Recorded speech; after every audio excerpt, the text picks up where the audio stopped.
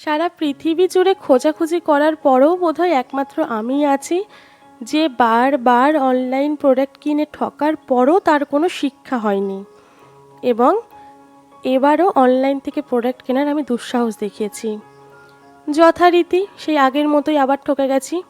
চলো তাহলে ঘটনাটা বলি। হেই ভিউয়ার্স, কেমন আছো? আশা করছি ভালো আছো।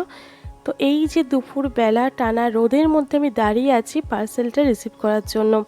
কুরিয়ার বয় ফোন করেছিল, তো সেই মতোই আমি দাঁড়িয়ে আছি আর বারবার ঠাকুরকে ডাকছি, ঠাকুর যেন প্রোডাক্টটা এবার খুব ভালো আসে, আমার কপালটা এবার সোনা দিয়ে তুমি বাঁধিয়ে দাও। তো যথারীতি আমার কপাল তো বরাবরই সোনা দিয়ে বাঁধানো। তো যাই হোক, আমার কিন্তু ক্যামেরা ধরে দেওয়ার কেউ নেই, কিন্তু আজকে পেয়ে গেছিলাম বোনকে, তাই বোনকে বললাম চল একটু কাজ কর, ক্যামেরাটা ধরে দে। আর আমি সত্যি বলছি মন থেকে, মানে যাই হোক আমি ঠাকুরকে ডাকছি, ঠাকুর যেন প্রোডাক্টটা ভালো চলে আসে। আর এটা কিন্তু কোনো অ্যামাজন বা ফ্লিপকার্ট থেকে আমি কিনিনি, যার জন্য টেনশনটা আরও বেশি ছিল। এটা কিন্তু রিফান্ডও হবে না। হ্যাঁ, ক্যান্সেল, প্রোডাক্টে রিটার্ন যাবে, কিন্তু সেটার পরিবর্তে একটা প্রোডাক্ট নিতে হবে। ঠিক আছে, মুখটা পুরো ভয়ে শুকিয়ে গেছে যে কীরকম হবে না হবে আমি সত্যি বুঝতে পারছি না। ঠাকুরকে এখনও ডেকে চলেছি। প্রোডাক্টটা যেহেতু মায়ের জন্য ছিল, ঘরে গিয়ে দেখি মা অলরেডি ঘুমিয়ে পড়েছে, কারণ প্রোডাক্টটা এসেছিলো বিকেল 3টের সময়। সন্ধেবেলা মা একটু ফাঁকা হওয়ার পরে প্রোডাক্টটা মাকে দিলাম, মানে মায়ের জিনিস, তো এটা মাই ওপেন করবে। ভেবেছিলাম মা খুব খুশি হবে, কিন্তু আনফর্চুনেটলি মায়ের কোনো এক্সাইটমেন্ট আমি ক্যামেরাবন্দি করতে পারিনি। জানি না খুশি হয়েছে না খারাপ লেগেছে।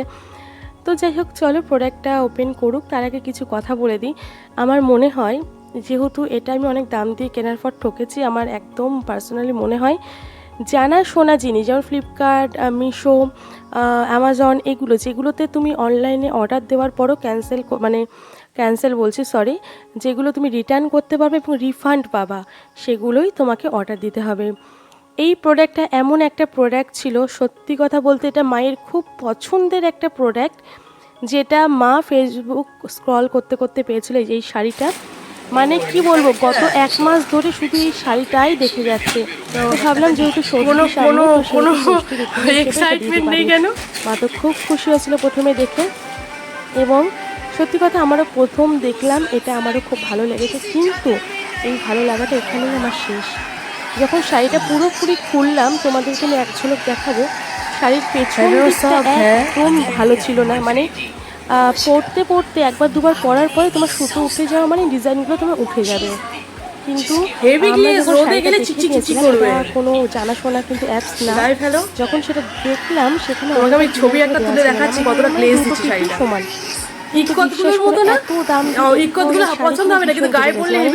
মোটামুটি হাফ দাম আমরা ঠকেই গেছি। এর আগেও যতগুলো প্রোডাক্ট নিই সেটাও ঠকেছি। এবার ব্যাপার হচ্ছে এটা হ্যাঁ, আমি রিটার্ন করতে পারবো, তবে রিফান্ড হবে না।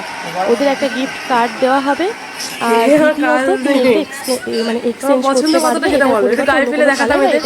কোনো ড্যামেজ থাকলে এটা নিতে পারবে। এখনো পর্যন্ত মনটা ভালো দিনে ছাড়া বুঝতে পারবো না ভালোটা। আমি ভাবলাম দিনে দেবো, কিন্তু এমন সময় তুমি মানে ঘুমিয়ে, আমি অতক্ষণ জেগেছিলাম, তারপরে শাড়িটা এলো 3টের সময়। জাস্ট আমি হয়ে গেছি, মানে এত দাম দিয়ে কেনার পরও এখনও আমি টের পাইনি, ওই জন্য যার জন্য বললাম খুব ভালো। কিন্তু এখন আমার চক্ষু চড়ক গাছ, এখন আমি নিজেও বুঝতে পারছি না প্রোডাক্টটা ঠিক কিরম হবে। দেখতেই পাচ্ছ, মা তো গায়ে ফেলে দেখলো, মার মুখটা চুপসে গেছে। আর দেখো পিছনের দিকটা পুরো সুতো ওঠা, মানে কোনো রকম কোনো শাখা পলার টান লাগলে উঠে যাবে। এই হচ্ছে আমার কপাল।